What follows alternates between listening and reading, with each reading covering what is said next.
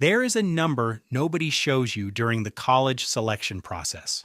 Not the tuition, not the room and board, not even the total 4-year cost printed in the brochure. The number I'm talking about is what your family will actually pay. After all the aid, after all the scholarships, after all the financial aid letters arrive. And it is almost always different from every number you saw before your child applied. I know this because I spent 12 years inside the system, and the gap between what families expect to pay and what they actually pay is one of the most predictable, most preventable financial disasters I watched happen over and over again. Here is what the college selection process actually looks like from the inside. It starts with a brochure, then a ranking, then a campus tour on a perfect October afternoon when the leaves are turning and the students look happy and the dining hall smells like fresh coffee. And by the time your child says the words, "I can see myself here," the financial decision has already been made. Not officially, not on paper, but emotionally. And emotional decisions about a purchase that can cost your family $250,000 are decisions that the industry is designed to produce. That is not an accident, it is a system. And today I'm going to show you how to walk through it like a financial advisor instead of a parent who just fell in love with a campus. Let's start with the number that parents look at first, the sticker price. For the 2024 to 2025 school year, the average private nonprofit university cost families nearly $58,600 per year when you include tuition, room, board, and fees. Over 4 years, that is over $234,000. But here is what the industry knows, and you don't. Almost nobody pays the sticker price. Private schools operate on what insiders call a high-cost, high-discount model. The average tuition discount rate at private nonprofit colleges in 2024 was 56%. That means the school advertises $60,000 and then hands out aid that cuts the bill nearly in half. Harvard's sticker price is over $90,000 per year. The average Harvard student, after need-based grants, paid around $15,000. Two different numbers. One of them is real. The other one is marketing. The problem is that most families make their college list based on the sticker price. They look at a school, see $65,000 a year, and rule it out immediately. Or they look at a school, see $28,000 a year, and assume it's affordable. Neither of those moves is rational. They're emotional reactions to numbers that don't mean what you think they mean. The only number that matters at this stage has a specific name. It is called the net price. And by federal law, every single college and university in the United States that participates in federal financial aid, which is nearly all of them, is required to have a net price calculator on their website.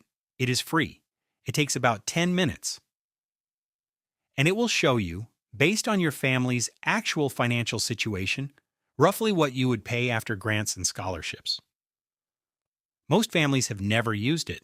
I want you to stop after this video and use it, not after your child gets accepted, not after the tours. Before any of that. Because the net price calculator is the first thing a financial advisor would open, and it is the last thing a college admissions brochure will ever point you toward. Go to the federal government's college cost website at collegecost.ed.gov and use their calculator center to find the tool for any school on your list. Run it for every school. And then make your list based on those numbers, not the ones on the glossy pamphlet. Now let's talk about the second number that almost no family checks before making a college decision. This one comes from financial advisors, not from admissions offices, and that is exactly why you have probably never heard it applied to college choice. The rule is this: your child's total student loan debt at graduation should not exceed their expected starting annual salary in the field they are entering. That's it. That is the entire rule. If your child wants to go into nursing, research what entry-level nurses earn in your state, and that number is the maximum debt ceiling. If your child wants to study education, research teacher starting salaries, and that is the ceiling. The Consumer Financial Protection Bureau, which is a federal watchdog agency, has formalized this as an official guideline. And yet, when families sit across from college admissions counselors, nobody in that room mentions it. Here is why this matters in real numbers. The average graduate who borrowed for a bachelor's degree at a private nonprofit school leaves with about $42,000 in student loan debt. At a 6.39% interest rate on a standard 10-year repayment plan. That is roughly $470 a month for 10 years. If your child gets a job paying $40,000 a year, which is realistic for many fields, that monthly payment represents more than 14% of their gross income before taxes, rent, food, or car payments. The Consumer Financial Protection Bureau says that number should stay under 10% to be manageable. At 14%, your child is starting their adult life in a hole they didn't see coming. And here is the data point that should concern every parent in this room. About 1 in 6 bachelor's degree recipients graduates with what financial experts classify as excessive debt. That is debt that exceeds their annual starting salary, not a little over, more than 100% of what they will earn in their first year of work.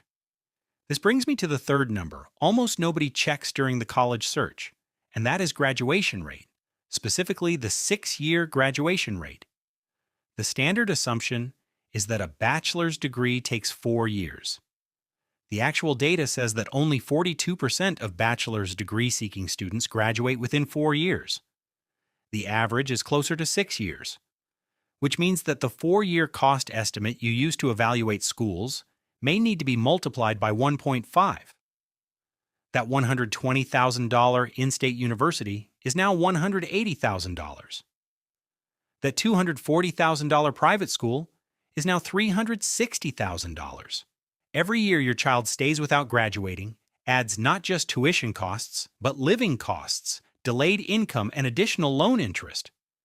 So before you visit a single campus, look up the graduation rate for that school in the field your child is entering. Not the university-wide average, but the department-level data when you can find it. Now here is where the practical framework comes together. Before any campus tours, before any applications, before any conversations that start with, "I can see myself here," run this sequence. Step 1. Use the net price calculator for every school on the list. Get a realistic cost estimate for your family. Step 2. Research the average starting salary in the field your child is interested in. This is your debt ceiling. Step 3. Check the 6-year graduation rate so you are estimating the real cost, not the brochure cost. And step 4, this one is important and most families skip it.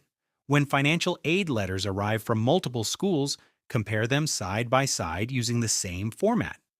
Aid letters from different schools are structured differently on purpose. One school will present a grant and a loan as though they are the same thing. Another will bury the work-study expectation in the fine print. The Department of Education has a free financial aid comparison tool at studentaid.gov. Use it. Here is the larger truth about the college selection process, and I want to say this clearly without blaming any individual inside the system. The industry is built around the emotional decision.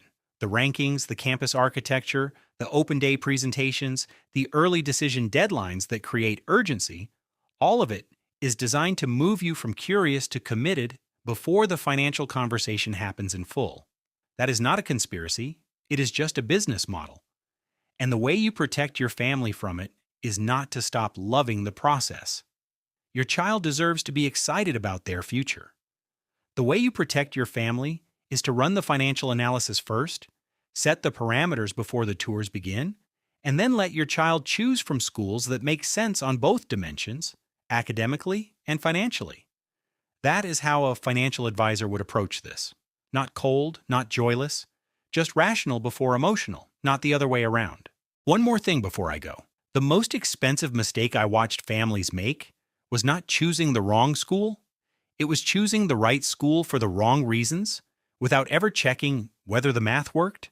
A school can be a perfect fit academically and a financial disaster simultaneously. Those are two separate evaluations, and both of them matter. Do the analysis before you fall in love. Your future self and your child's future self will not regret the extra 10 minutes. If this video gave you something useful, subscribe to this channel.